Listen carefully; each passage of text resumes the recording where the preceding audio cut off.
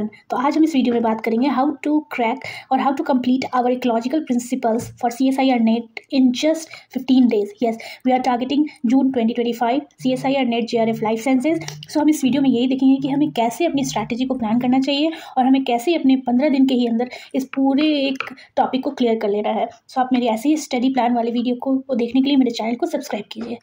सो हमारा बेसिक मोटो क्या है कि हमें इकोलॉजी के प्रिंसिपल्स और उनके इंट्रैक्शंस के बारे में पढ़ना है। ठीक है, ये इंपॉर्टेंट टॉपिक होता है लाइफ साइंस CSIR नेट के लिए। सो इसके सारे टॉपिक्स को कवर करना बहुत ही ज़्यादा ज़रूरी है। ठीक है, इससे डायरेक्ट क्वेश्चंस भी आते हैं और कभी कभी घुमा के भी क्वेश्चन दे देता है। एक्चुअली डायरेक्ट क्वेश्चन आते हैं जो कि बहुत ही ज़्यादा टिपिकल होते हैं और मतलब ट्रिकी होते हैं। सो इसको अच्छे से पढ़ना और उसके कॉन्सेप्ट को क्लियर करना बहुत ज़्यादा ज़रूरी है।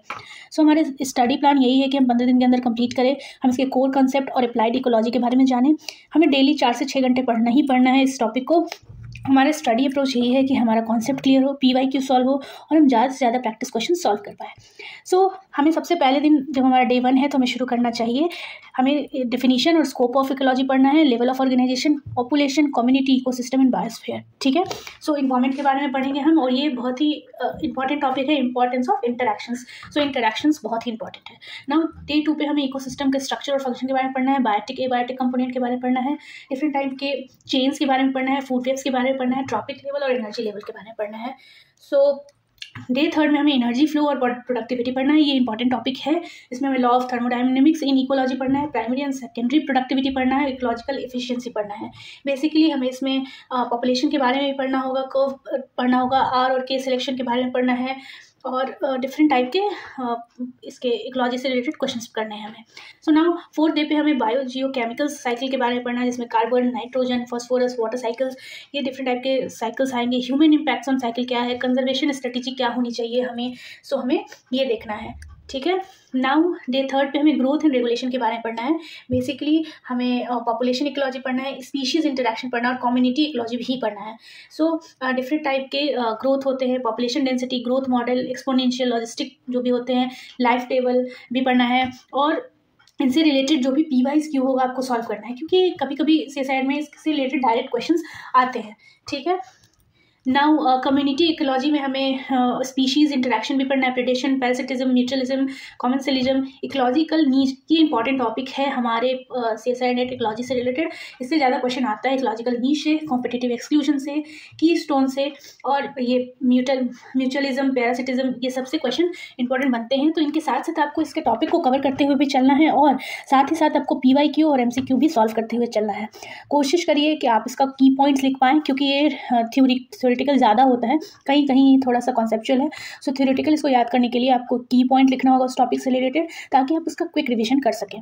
Now ecological succession important topic है। इसमें type of mechanism, change involve in succession, concept of climax, ये सब पढ़ना है। इसमें प्राइमरी सेकेंडरी सक्सेशन के बारे में पढ़ना है, क्लाइमेक्स कम्युनिटी के बारे में पढ़ना है और फैक्टर डिराइविंग सक्सेशन।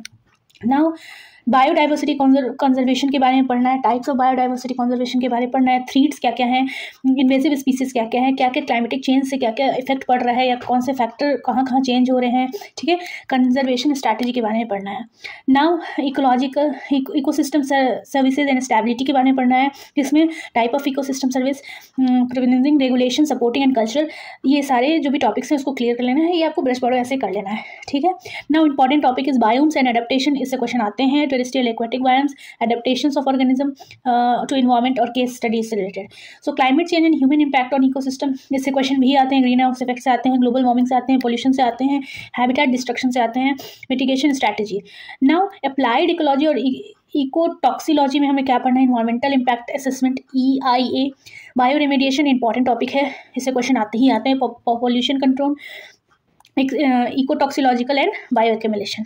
सो न्यूमेरिकल और थ्योरेटिकल मॉडल क्या क्या है, Lotka Volterra predator prey model, island biogeography theory important है, मैथमेटिकल मॉडल फॉर पॉपुलेशन और ecology.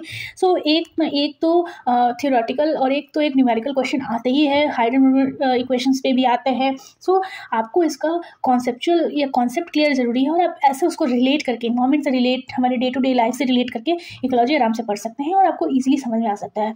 So solving PYQ from past CSIR net paper से जनरली वही डायरेक्ट क्वेश्चन आते हैं। सो आपको क्वेश्चन PYQ जरूर से सॉल्व करना है।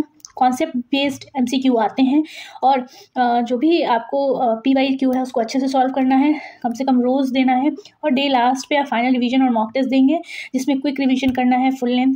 आप इसका जो भी नोट्स होगा ना वो थियोरेटिकल अच्छे से, एक जैसे आपने कोई एक टॉपिक लिया बायोम्स एडेप्टेशन के बारे में, सो आप उस एडेप्टेशन को लिखेंगे, उसके बाद उसका एक की पॉइंट कर करके इंपॉर्टेंट पॉइंट्स लिखते चलिए, ताकि उससे क्या होता है कि जब आप बाद में उसको रिवीजन करेंगे तो आपको वो ईजिली याद हो जाएगा और आप इजीली उस पॉइंट को समझ सकेंगे, या आप समझ जाएंगे कि ये एडेप्टेशन से क्वेश्चन है, इससे क्वेश्चन किस तरीके से पूछा जा सकता है।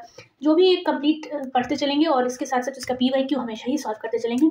ये बहुत ही लेंदी है, आई अंडरस्टैंड, पर आप इसको ईजिली कर सकते हैं। So that's all. आप ऐसे ही और स्टडी प्लान वीडियोज़ के लिए मेरे चैनल को सब्सक्राइब कीजिए। अभी मैं समरी वीडियोज़ लेकर आ रही हूँ। To do subscribe my channel. Thank you everyone.